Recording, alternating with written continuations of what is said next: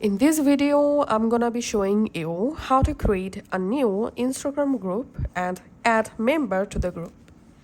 Open the Instagram app on your phone and go to direct message. From direct message, tap on this new message icon at the top right corner. And here select group chat. Now enter here the group name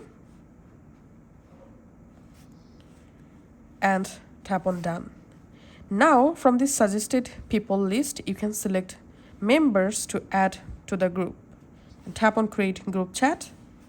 And here we can see the group chat successfully created. I'm going back to my DM and here we can see the group chat.